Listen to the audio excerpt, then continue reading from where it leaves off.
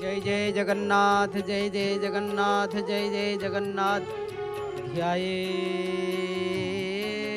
ब्रह्माण्डनाथं नीलनीलदतनो रत्नसिंहा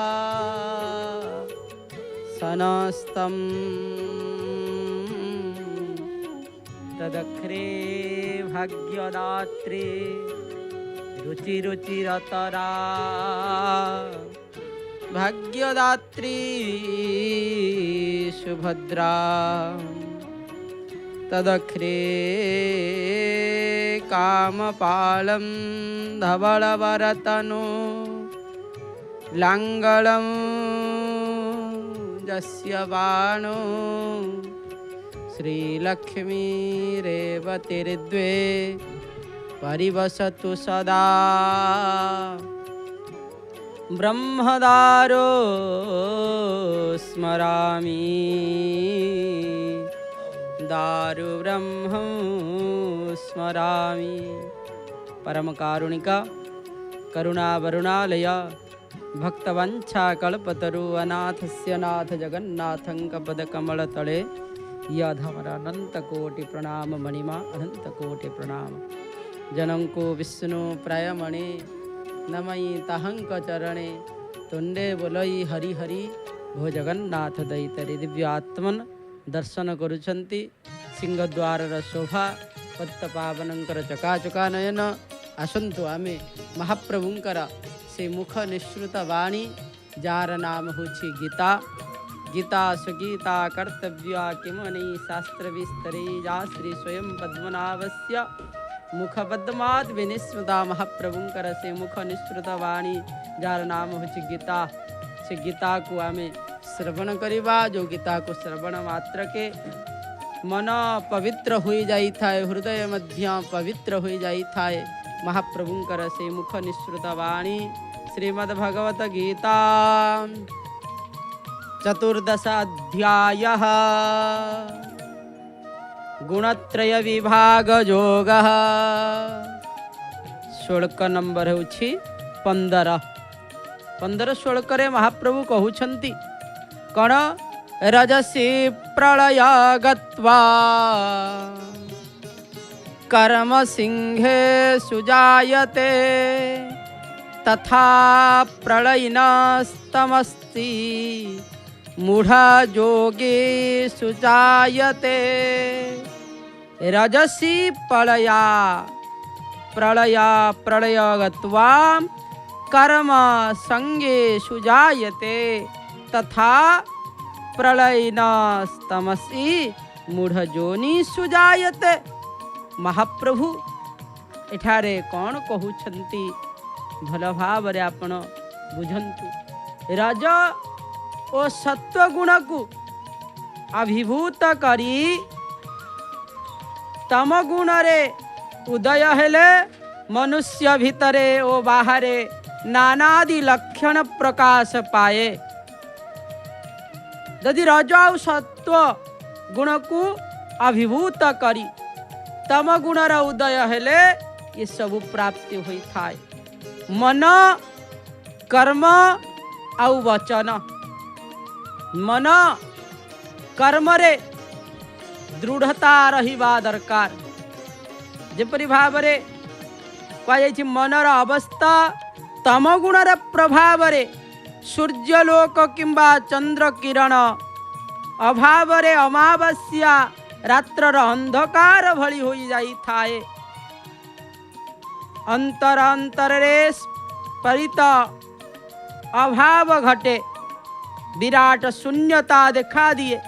मनुष्य विचार ही न हुई पड़े, स्मृति शक्ति लोप पाए, बुद्धि पथ भली जड़ पालटी जाए।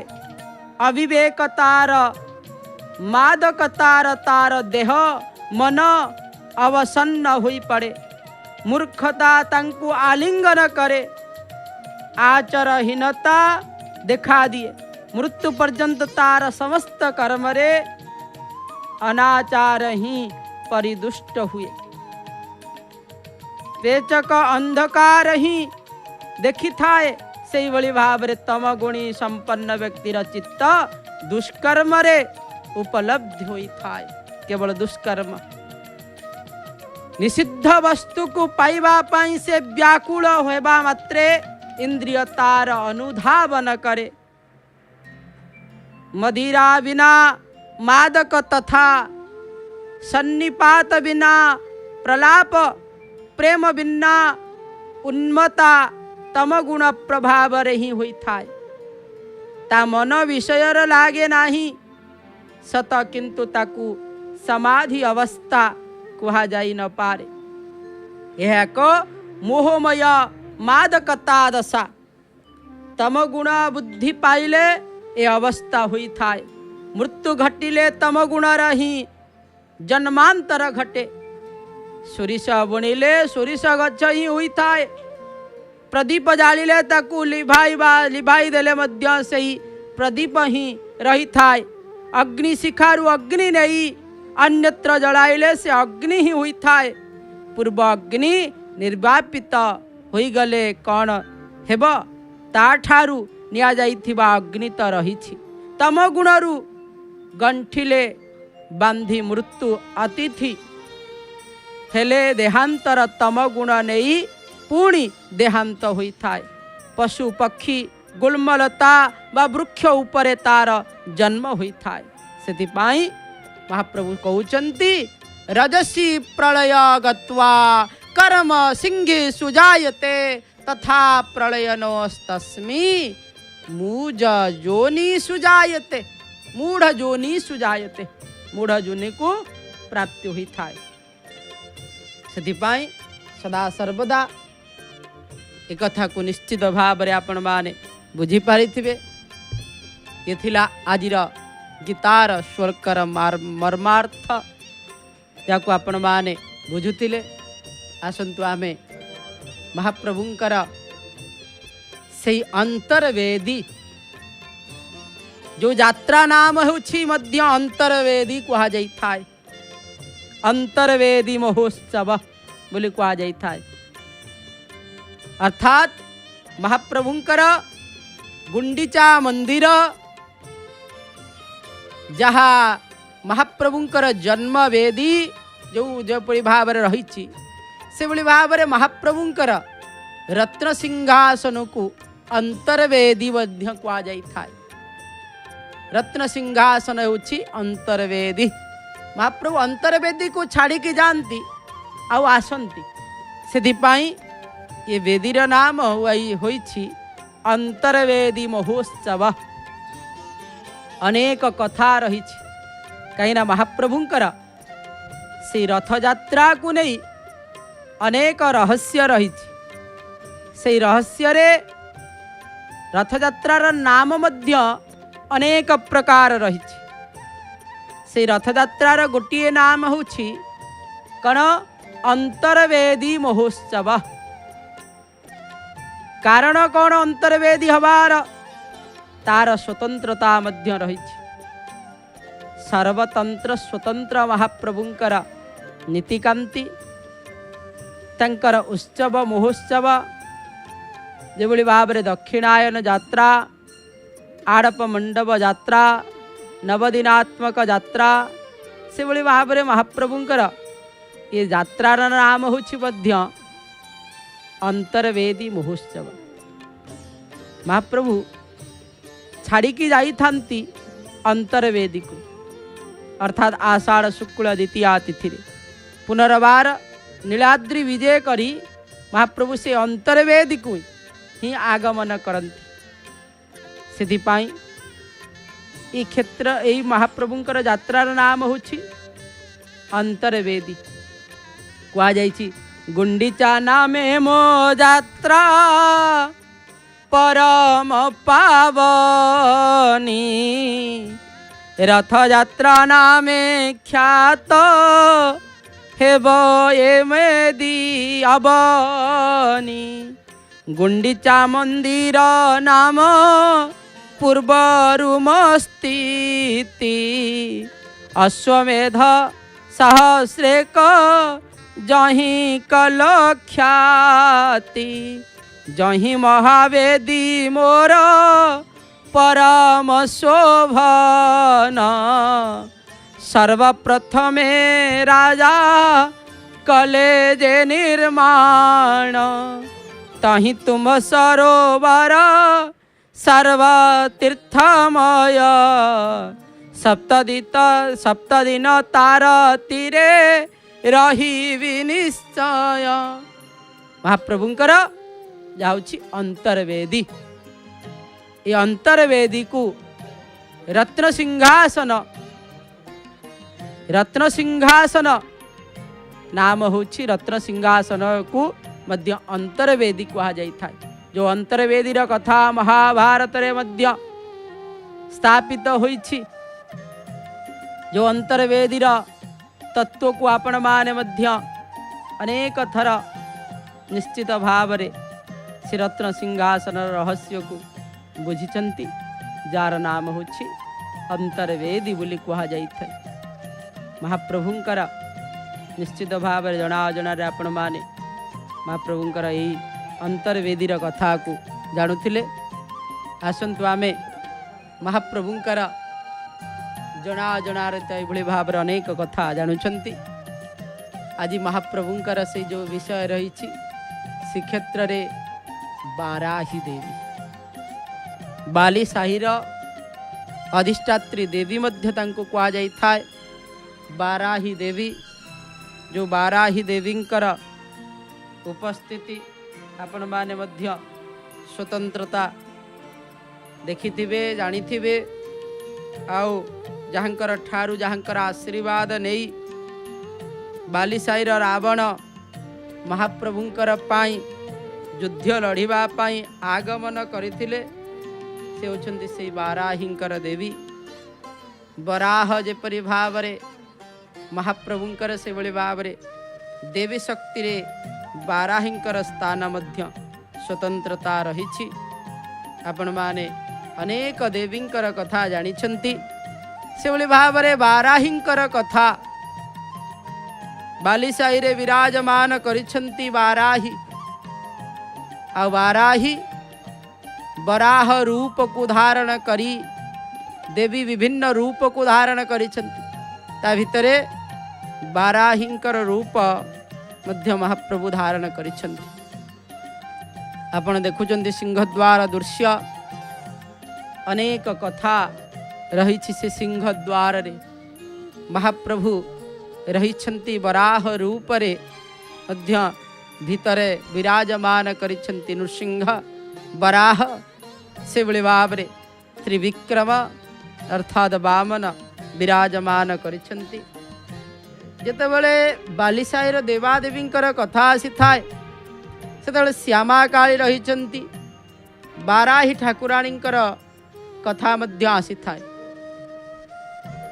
महाप्रभु मंदिर दक्षिण तीर रे अर्थात दक्षिण दिगरे बाराही लेन गोटे स्वतंत्र भाव रे रही। सेठारे बाराही देवी विराजमान करिछंती। जेतेबेले आसीबे निश्चित भाव रे दर्शन करिवे बाराही ठाकुराणींकर दर्शन करिवे। आ बाराही ठाकुरंकर दर्शन करी तंकर कृपा लाभ करिवा पाई समस्ते आगमन करंती। आपण माने मध्य निश्चित भाव रे जेतेबेले आसुचंती बाराही ठाकुराणी को दर्शन करंतु। शिव श्रीक्षेत्रर अनन्य देवी बोली तांको मध्य कहा जाई थाए। जेपड़ी भाव रे अर्धसासिनी देवी विराजमान करिछंती से बड़ी भाव रे श्रीक्षेत्र प्रसिद्ध बाराही ठाकुराणी जहाँको यज्ञ बाराही मध्य कहा जाई थाए। जहाँकर वर्णना अपूर्व भावर सहित वर्णना करा जाइछि। यज्ञवराह तुलम रूपम जा बिभ्रात हरे शक्ति स्यापे जजो तत्र बाराही बिभ्रति तनुम अद्य वर्णना कराइछि। जाकि सप्तशती चंडी रे मध्य बाराहींकर रूप कथा एठारे आसीछि। श्रीक्षेत्र प्राचीनतम शाही रूप रे बाली शाही तार अनेक नाम अच्छी आपण माने मध्य जानी छंती। तार कौन कौन साही ना उआस दांड। उआस दांड कहीं राजांकर उआस सेठारे थिला। राजांकर उआस थिबारु तार नाम होछि कौन उआस दांड। पुराणा उआस सेठारे रहिछि। से भली भावरे बालीवंत थिबा द्वारा यार नाम होछि बाली साही। कह जाइछि जे महाप्रभु एही सातटी जिपरि भावरे सात जो प्राचीन साही रूपरे बाली साही सुपरिचित एई जो 8 साही पूर्व भागरे पवित्र महोदधी अवस्थान प्रसिद्ध तंत्रपीठ बाराही ठाकुराणींकर मंदिर यही साही रे प्रतिष्ठित जो बाली साही रे ही प्रतिष्ठित। श्रीमंदिर दक्षिण द्वार सम्मुख भाग गलीर अनति दूर रे माँ बाराही विराजमान पूर्वक नित्य पूजिता होउछंती। यहाँ सन्निकटरे अन्य 2टी मंदिर रही ताहला देवी श्यामा काली और दक्षिण काली। यही 3 तंत्रपीठ बालीसाही रे अवस्थित। भारतीय शाक्त परंपरा रे माँ बाराही होउछंती दुर्गति नाशिनी। दुर्गति नाशिनी अय गिरि नंदिनी नंदित मेदिनी विश्व विनोदिनी नंदिनुते गिरिवर विंद विलासिनी वासिनी। जो कथा सी दुर्गति नाशिनी, ई दुर्गति नाशिनी देवी दुर्गांकर श्रेष्ठ शक्ति होउछंती बाराही। या देवी सर्वभूतेषु शक्ति रूपेण संस्थिता। नमो तस्यै नमो तस्यै नमो तस्यै नमो नमः। कह जाइछि महाशक्तिंकर बहु रूप बहु नाम रही। मंगला काली भद्रकाली नारायणी बाराही महाशक्ति भिन्न भिन्न नाम। से भली भाव रे महासरस्वती माहेश्वरी महाकाली महालक्ष्मी आदि शक्तिंकर भिन्न भिन्न रूप। यही आदि शक्तिंकर सबु काल रे विद्यमान सकल सृष्टिर यही आदि शक्ति ही कारण। यांकर करुणा बिना जीवर ज्ञानोदय ओ कैवल्य संभव नुहे। जेपरी नारायणंकर शक्ति नारायणी सेपरी भगवान बराहंकर अभिन्ना शक्ति होउछंती बाराही। दक्षिण भारत रे बाराही बराह बेसी पूजा पाइछंती। तांकर मध्य तंत्रर परंपरा रही। बराहंकर उत्पत्ति मध्य आपण माने समस्ते जानिथिबे। श्रीमद् भागवत शास्त्र विष्णु पुराण रे यदि आपण माने देखिबे महाप्रभुंकर बराह रूप होउछंती कौन पाई धारण कले ना हिरण्याक्ष को जो हिरण्य कश्यपर भाई होउछंती हिरण्याक्ष से हिरण्याक्ष को कौन करिबा पाई बद्ध करिबा पाई। जो कथा दशावतार गीतरे जो आपण माने जानिछंती जयदेवंकर लेखारे अपूर्व भावर सहित लेखा जाइछि। दश अवतार कथा बसती दशन शिखरे धरणी तब लग्ना। ये पृथ्वी को आमे आज दर्शन करुछन। ये यज्ञ वराह जहाँ को धारण करिछंती। बसती दशन शिखरे धरणी तब लग्ना। कहार उपरे ना दंत उपरे विराजमान करिछंती। वराहंकर दंत अग्रे हिरण्यकश्यपु रा भाई हिरण्याक्ष। हिरण्याक्ष कौन कला ना पृथ्वी को नहीं पाताल रे लुचेई देला। अंधकारमय होई गला। सेतेबेले महाप्रभु धारण कले पृथ्वी को उद्धारणार्थे बराह रूप ये जगते पृथ्वी को पुनर्बार स्थापना करिबा पाई स्वस्थान रे महाप्रभु बराह रूप धारण कले आइए समस्ते दंताग्र रे मेदिन को जे सदा सर्वदा धारण करिछंती से आउ केहि नुह से होचंती महाप्रभु बराह तांकर शक्ति होचंती बाराही बाराही महिषासने जेतबळे आपण देखिबे चंडीर सप्तशती चंडीर सेतबळे देखिबे बाराही महिषासने ऐन्द्र गज समारूढ़े वैष्णवी गरुड़ासने बाराही रूपिणी देवी महालक्ष्मी नमस्ते बड़ी भाव अच्छी महाप्रभुंकर जो कथा रही बराह रूप को धरी बराह रूप को धरी आहे महाप्रभु जो कथा जय जगन्नाथ कालिया शांत नीलतनु चका डोला मोहदधित कूले कल्पवट मूले लगाइछ जो लीला सेठारे आसीची बराह रूप को धरी महाप्रभु बढ़ाइल निज काया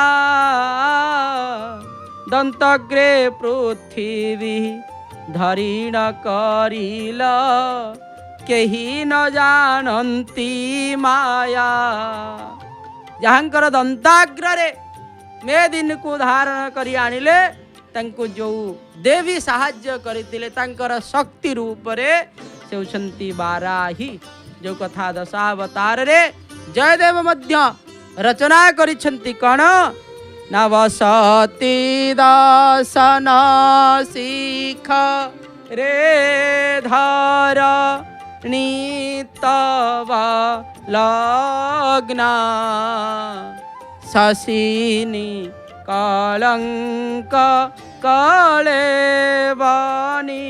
मग्ना केशव धृता शुकर रूप हरि केशव धृता शुकर रूप जय जग दिश हरे हरे जय जग दिश हरे जो बराह रूप को धारण करथिले तांकर शक्ति होछंती किए ना बाराही सेतिपाई अभिन्न रूप रे बृहत नंदिकेश्वर पुराण देवींकर उपासना प्रसंग रे बाराही भगवती बाराहींकर वर्णना कराई जथा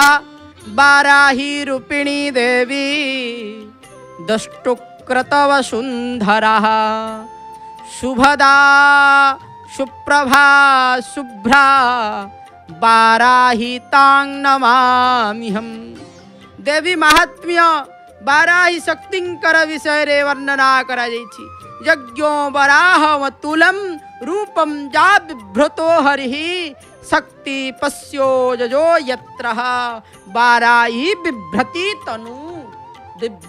तनु अर्थात शरीर को धारण कले मंत्र जंत्र तंत्र कह जाइछि तंत्र ग्रंथ रे बाराही महाशक्ति ओ मूल रूपा अटंती चंडी साधना तथा चंडी पीठ करी सिद्ध प्राप्ति आसारे सप्तशती पीठ व सप्तशती चंडी ग्रंथ रे बंधन को उन्मुक्त करिबा पाई बाराही को ध्यान करी पंचोपचार विधि रे पुस्तक पूजा करा जाई थाए तत्परे पाठक पाठ कराई करी थांती सप्त मातृका मध्य रे बाराही होछंती पंचम मातृका सप्तम सप्त जो मातृका अछंती देवी बाराही प्रलयकालीन घनकृष्ण अंधकारमय मेघ परी भीषण वर्णा मुखमंडल वराह सदृश्य कारण देवी अवतारी विष्णुंकर अवतार बा अवतार शक्ति अटंती। बाराही मंत्र अनुसारे देवी वराहंकर पांच प्रकार विग्रह दृश्यमान हुए। से मान हेले स्वप्न बाराही, मही बाराही बा भैरव बाराही, चंड बाराही, कच्छप बाराही और मत्स्य बाराही। ये पांच बाराही विग्रह व्यतीत आहुरी अनेक रूप बाराही ओडिशा र विभिन्न स्थान रे प्रतिष्ठिता थिबार निर्देशन मिलता है। समान हेले यज्ञ बाराही, श्वेत बाराही ओ खंडित बाराही। यज्ञ बाराहींकर कथा आसिले यज्ञ वराह रूप धारण करी विराजमान करिछंती केउठारे ना जाजपुर रे। से भली भाव रे केन्द्रापड़ा रे आली रे मध्य वराह रूप को धारण करिछंती। सेठारे बाराही हेउछंती तांकर शक्ति। सेतिपाई एभली भाव रे श्वेत बाराही मध्य अछंती। श्वेत बाराहींकर कथा मध्य आसीथाय खंडित बाराही। बाराही अत्यंत उग्र देवी बोली कहा जाइथाय। उग्र देवी एहांकर उपासना रे व्यक्तिर समस्त अमंगल दूर होई कल्याण प्राप्ति हुई थाय। से कल्याणता प्रदान करंती। कल्याण प्रदायिनी महादेवी होउछंती बाराही। कल्याण प्रदायिनी महादेवी होउछंती कल्याण प्रदायिनी। सेतिके नुहाय। पुनश्च दक्षिण दिग होउछि जमांकर दिग। पूर्वे इंद्राय नमः, अग्नये नमः। पूर्वरे इंद्र, अग्नि रे अग्निकोण रे अग्नि, दक्षिण रे किए न दक्षिणे जमाय नमः। सेतिपाई कहा जाइछि कण इंद्रमा पात दीर्घ पूर्वे अग्निजा अग्निदेवता जमे जम सदा पातु नैऋते नैऋत प्रभु जामे जम सदा पातु।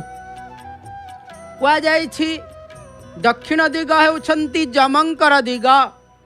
एही दिगर रक्षाकर्ता हेउछंती बाराही अर्थात जमदंड बा मृत्युदंड को देवी रक्षा करंती। जमदंड मृत्युदंडरु जो देवी रक्षा करंती तांक ना हेउछंती बाराही देवी। कहा जाइछि आउरी मध्य तेणु देवी पुराण अनुसारे बाराही दीर्घ जीवन प्रदायन कारिणी। दीर्घ जीवन यदि किए प्रदान करिथांती से होचंती किए ना बाराही। बालीसाई रे सुप्रतिष्ठित माँ बाराहींकर मंदिर अन्वेन्न 400 वर्ष ऊर्ध हेबा बोली अनुमान करा जाए।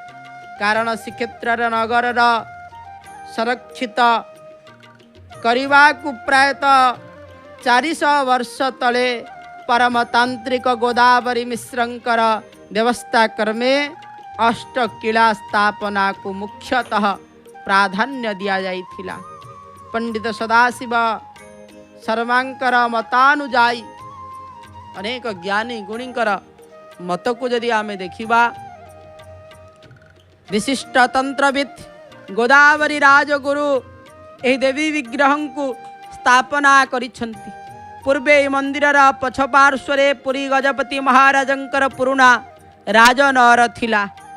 नीलाचल क्षेत्रर सुरक्षा पाई नगर रे जो अष्टकिला बा अष्टशक्ति देवी मानू को स्थापना करा जाइथिला तन्मध्य रे वाराही ठाकुराणी होउछंती अन्यतम।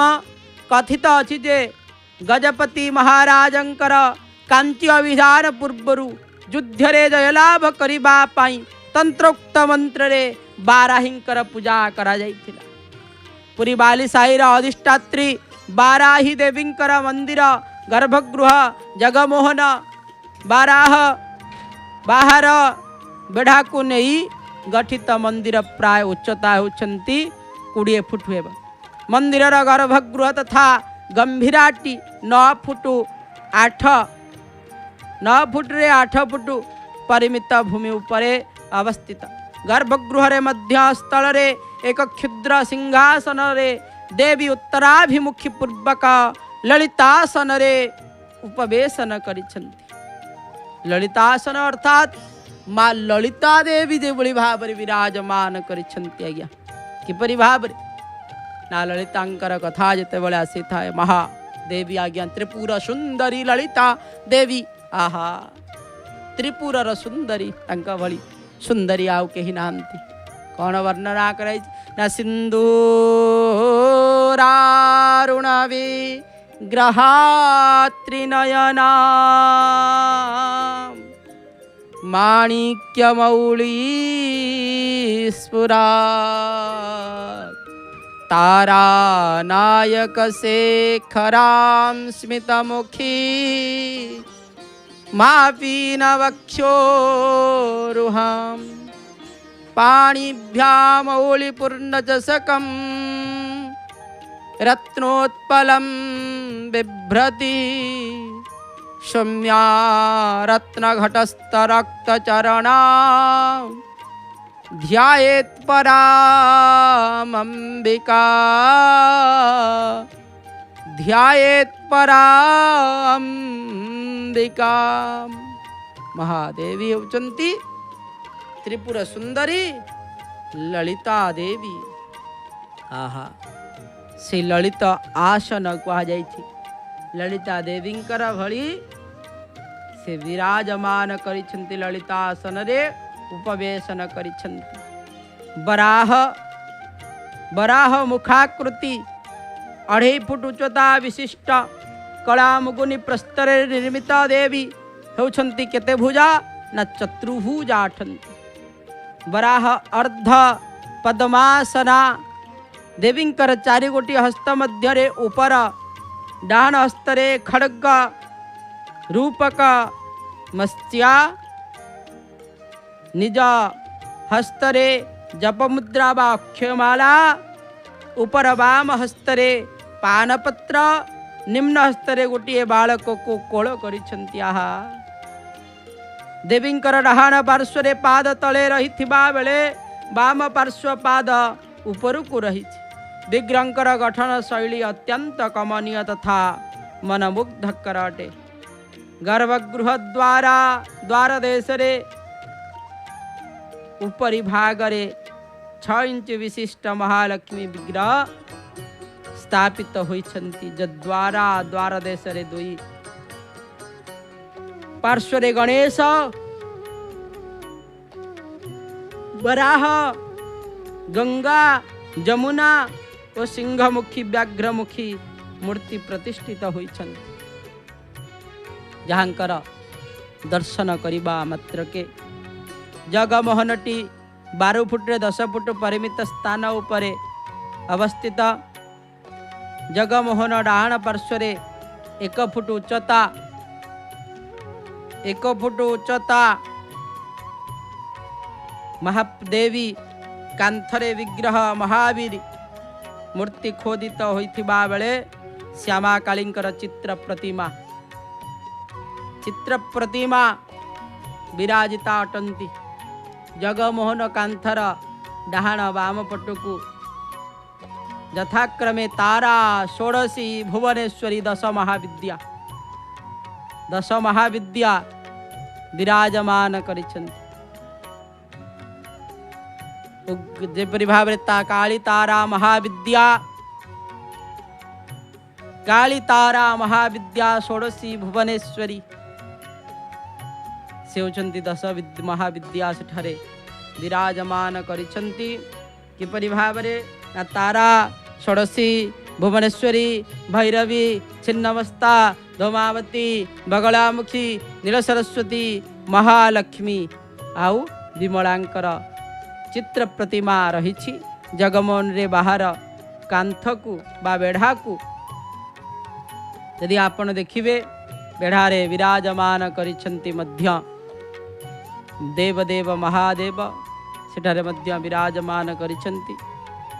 कहा जायछि पार्श्वरे एक क्षुद्र मंदिर रे लिंग शक्ति विराजमान होइछंती। 8 इंच उच्चता विशिष्ट ए लिंग शिव बानांबर देव भावरे सुपरिचिता। ए लिंग शक्ति बानांबर देव भावरे सुपरिचिता। ए शक्ति पार्श्वरे प्राय 1 फुट उच्चता हरिहर प्रस्तर मूर्ति विराजिता पूर्वक पूजित होउछंती। कांथरे गणेश बानांबरंकर विचित्र चित्र मध्य रही द्वार देशरे नंदी भृंगी विद्यमान होइछंती। बाराही मंदिर वाम पार्श्व कांथरे बराह 2 नारसिंही मूर्ति आउ दक्षिण नृसिंह उत्तर रे बाराही 2 नारसिंही मूर्ति विराजमान होइछंती। बाराही देवींकर ध्यान जो रही किपरि भाव वर्णना कराइछि न कृष्ण वर्णां सदा खर्वा जटामण्डल वेष्टिता शुकास्या दीर्घन्ता महाकमवाहनम् दक्षेमस्यावरस्सैव वामपात्रं च काबालकं लंबोदरां त्रिनेत्रां च बाराहितं चिंतयाम्यहं। माँ बाराही देवींकर वर्णना कराई कृष्ण वर्णा आउ कौन सदा खरवा सदा सर्वदा कौन करती क्रोधान्वित हो जाती। सदा खरवा सेतिके नुह जटामंडल मंडित जटामंडल वेष्टित सी मंडल वेष्टित होती जटारे आउ कौन सुखासन रे विराजमान करिछंती अर्थात अर्ध पद्मासन सुखासन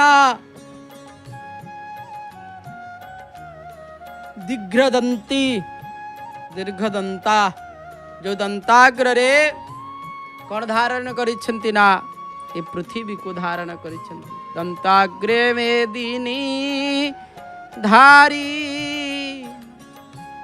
दंताग्र रे मेदिनी धारण करिछंती।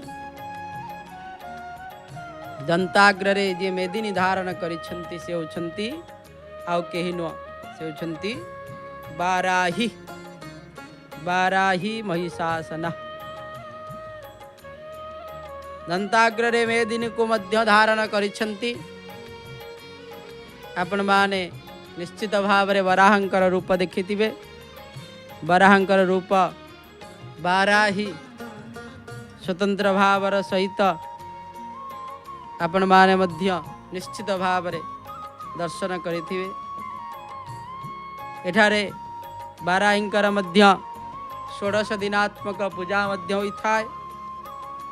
आश्विन मासर जो पर्व पर्वाणी पालन होता है तन्मध्य आश्विन मासर 16 दिन व्यापक शारदीय दुर्गा पूजा उत्सव अनुष्ठित होता है। यही विशेष पूजा उपलक्षे बाराही देवींकर दैनिक 3 धूप शंकुड़ी भोग पणा भोग चंडी पुराण अर्थात सप्तशती पठन बेश प्रभृति करा जाइथा। चैत्र मासरे 9 दिनात्म व्यापक बासंत्य पूजा अनुष्ठित होता है। चैत्र मासर प्रति मंगलवार रे देवींकर माजना पूर्वक बेश करा जाइथा है। बैशाख मासर अक्षय तृतीया ठारू 42 दिन धरी पणा भोग चंदन लागी मध्य करा जाइथा है। ज्येष्ठ मासर शीतल षष्ठी दिन देवींकर भीतर गंभीरारे जलापूर्ण करा जाई जलसाई मध्य करा जाइथा है। अनेक नीतिकांति अनेक उत्सव महोत्सव एठारे मध्य पालन करा जाइथा है। महाप्रभु बराह रूप को धारण करी एठारे बाराही रूपरे विराजमान करिछंती आपण माने मध्य निश्चित भावरे दर्शन करिवे जते बेले महाप्रभुंकर पाखकु आगमन करिवे वराहंकु जाई टिके दर्शन निश्चित भावरे करिवे। ये दक्षिण दिगरु महादेवी सदा सर्वदा सुरक्षा प्रदान करती। आमको निश्चित भावरे आमे जदि दक्षिण दिग को यात्रा करिबा ताले वराहंकर नाम को बाराहिंकर रूप को नाम को जदि आपण जप करिकी जिबे निश्चित भावरे विजय लाभ हब आपणकर शत्रु विनाश हब। शत्रु को जदि किए विनाश करती से होचंती बाराही। आपणकर शत्रु बढ़िले यदि आपणकर उपरे किए जदि क्रोधान्वित होचंती खर्बित गर्वित तांको मध्य संपूर्ण भावरे बाराहिंकर चिंतन करने द्वारा सबकि समाधान मध्य प्राप्ति हो जाई थाए। महाप्रभु कालिया शांत विराजमान करिछंती तंकर आज्ञारे सबकि चलुछि तंकर इंगितरे सबकि चलुछि। आपण माने आमे माने देवता माने मध्य जार इंगितरे चली थांती से होछंती महाप्रभु कालिया शांत। तंकर इंगितरे सकाळ हुए तंकर इंगितरे पुनर्बार राति हुए तंकर इंगितरे ही राति पाई जाई थाए। तंकर इंगितरे सब किछि चलीछि आउ तंकर आखि को देखिले भक्तटिए कहे महाप्रभु तुम आखि साथे आखि मिसी गले आखिरे आखिए लुह आखि केबे हसे आखि केबे रुहे रुसे आखि करी दिए मोह। कथा कुहा आखि चका आखि से आखि मायारे सबु आखि बंधा आखि जगतर साखी। आहा महाप्रभु आखि होचंती जगतर साखी। आखि होची जगतर साखी। आखि नदिले किछि नाही। महाप्रभुंको दर्शन करूछंती आखि अछि बोली देखा जाउछि देखि पारुछंती। आखि टी पाप आखि टी पुण्य आखि थिला लोक जीवने धन्य है। आखि थिबा लोक जीवन रे धन्य कारण कौन ना महाप्रभुंकर से चका आखिर दर्शन टिकक पाउछि। नहले आखि नथिले से दर्शन कौन पाई थांता। सेति पाई तुम आखि साथे आखि मिसी गले महाप्रभुंकर जदि आखि सहित आखि को मिसेई दियंती। आहा आखिर आखि केतेबेले मिसे ना सेतिकी भाव आसिले आखिरे आखि मिसी थाए आज्ञा। नहेले महाप्रभुंकर सहित आखि मिसेइबा एते सहज नुह आज्ञा। महाप्रभुंकर सहित आखि सेई माने मिसंती जो माने महाप्रभुंको सेतिकी भल पांती। आउ आखि सेई माने ही महाप्रभुंकर देखी जानी पारंती महाप्रभु आज कौन मन दुख रे अछंती ना महाप्रभु आज आनंद रे अछंती। आखि कथा कुहा आखि आज्ञा महाप्रभुंकर आखि कथा कुहे केते बेले रागे केते बेले रुसे देखिबा आखिर आपण हसिबेनी आपणकर मुखार बिंदर हस देखा जीव नाही। आपण मास्क पिंधिथिबे किंतु हसुथिबे जना पड़िबो आखि कथा कुहे। आखि आपणकर आपण चिंतित अछंती आपण जणैबे नहीं जणको देखिबे आपणको देखुथुब सदा बेले आपण ताकू देखिबे तार आखि ही कथा कहब से चिंतार अच्छी कि से आनंद रे अच्छी से कौन रे अच्छी आज्ञा आखि ही कथा कुहे आज्ञा। से महाप्रभुंकर से आखिर कथा कौन कहबा। आखिर भाषा आखि बुझी पारे आखिर भाषा चका आखि बुझी पारंती आज्ञा। आखिर भाषा आउ केही बुझी पारंतिनी। आखिर भाषा केवल चका आखि ही बुझी पारंती। सेथिपाई चका आखि को कालिया शांत को सदा सर्वदा से आखिरे ही रखिबा पाई आदि गुरु शंकराचार्य कहउछंती कौन जगन्नाथ स्वामी नयन पथगामी भव तुमे। महाप्रभु तुम्हें मोर ये आखिरे थाओ ये आखिरे से भली भावरे थाओ।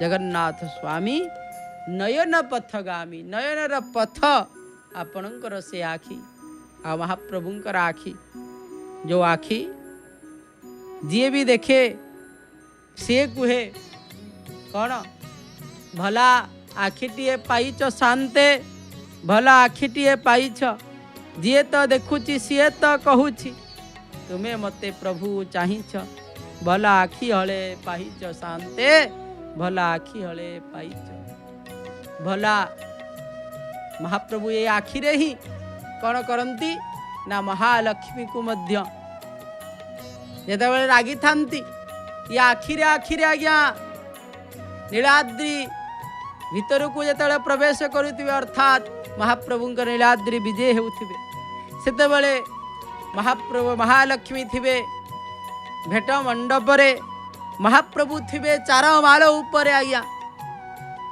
एपटे आखिरे महाप्रभु ठारिबे सेपटे महालक्ष्मी मध्य आखिरे ठारिबे आखिर आखिर ठार कथा केवल शांत शांताणी बुझी पारती आज्ञा से भक्त कहती भला नागर को अनालो भला नागर को अनालो नागर पड़ी चिन्हालो भला नागर को अना आज नागर पड़ी चिन्हा कौन डरिकी प्रभु माँ को आज जाऊ पारु नाहंती आखिरे आखिरे बुझौछंती आ आखिर भाषा क्या शांतर भाषा आखिर भाषा केवल शांताणी बुझी पारती आज्ञा आमे तो साधारण मनुष्य केवल अनै थांती किंतु भक्त टीए जेतेले महाप्रभुंकर आखिरे आखि मिसेई दिए सेते बेले कौन हो जाई थाए ना आलिंगनर सुख महाप्रभु सेते बेले ही प्रदान करती सेति पई तो कहा जाइछि कौन ना रसानंदो राधा सरसव पुरा आलिंगन सुख आलिंगनर सुख महाप्रभुंकर से आखि को आखिरे यदि आपण अनै रही ना आ महाप्रभुंकर बाखि आपणकर बाम आखि महाप्रभुंकर डाण आखि आपणकर बाखि आ महाप्रभुंकर बाखि आपणकर डाण आखि ये मिसीज आज्ञा क्या महाप्रभु सेपटू अनौछंती महाप्रभुंकर डाण आखि आपणकर बाखि मिसिब आ महाप्रभुंकर डाण आखि आपणकर बाखि मिसिब ये मिसीज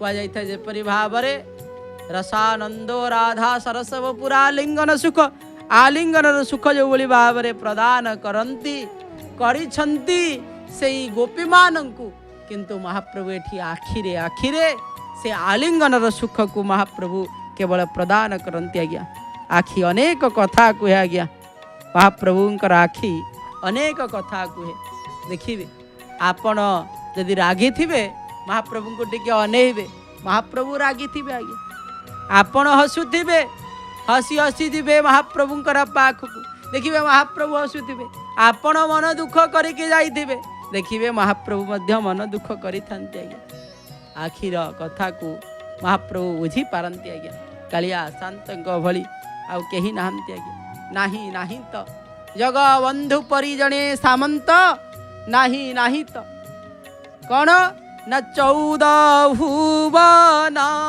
बारता जानती 14 भुवन बारता जानती चक्रे छेदंती आरत नाही नाही तो महाप्रभु सबु किछि जानी पारंती आज्ञा 14 भुवनर बारता को जे बुझी पारंती आमे तो यही पृथ्वी रे अछंती महाप्रभुंकर पाखरे अछंती पुणी ओडिशा रे अछंती महाप्रभुंकर धाम रे पुणी अछंती महाप्रभुंकर पाखरे अछंती महाप्रभु बुझुनांती सबु बुझुचंती आज्ञा सबु बुझिकी महाप्रभु न बुझिला भली हुंती कहीं ना से चाहती मो भक्त मते ही कहू आ मो पाखरे से सबु प्रकार जेपरी भाव रे माँ पाखरे पुओ किछि छंद कपट रखे नाही पुओ हौ बा झील हौ